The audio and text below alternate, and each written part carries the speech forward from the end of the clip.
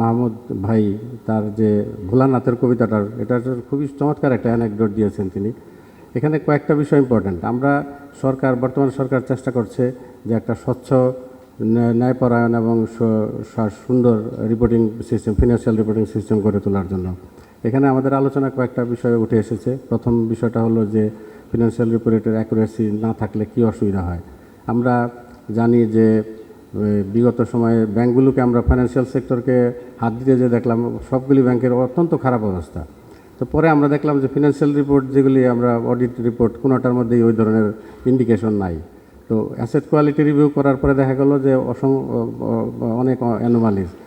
এই জিনিসগুলি কয়েকটা সমস্যা করে। একটা হলো আমাদের সম্মানিত অতিথিগণ বলেছেন যে আমাদের রিপোর্টের অ্যাকুরেসি না থাকলে আমরা অ্যাসেট ইভ্যালুয়েশন ঠিকমতো করতে পারি না। ফলে আমাদের ব্যাংকগুলো যেটা করে যে খারাপ, যার লোন পাওয়ার কথা না সে লোন পেয়ে যায়, আর যার সত্যিকার অর্থে লোন পাওয়ার কথা সে লোনের অভাবে ব্যাংকে ঘুরে।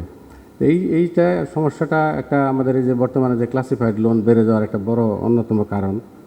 এনবিআরের রেভিনিউ আদায়ের ক্ষেত্রে অনেক সমস্যা হয়। যেমন আমরা রিপোর্ট যদি ঠিকমতো না দিই তাহলে আমি নিজেও অনেক সময় দেখি, আমি কয়েকটা আর্থিক প্রতিষ্ঠানের সাথে জড়িত আছি, আমরা দেখি যে যখন ব্যাংকের লোন নিতে যায় তখন খুব রোজি একটা পিকচার থাকে তার স্টেটমেন্টে, আবার যখন এনবিআরে যায় তখন দেখা যায় যে লসের উপরে লস চলছে।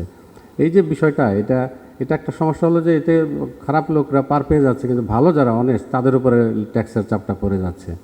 তো এই আমাদের আজকের মিটিং এবং আমাদের আরও কয়েকটা সেশন আছে এরপরে, আমরা আশা করি আপনারা সবাই সেই সেশনগুলিতে থাকবেন।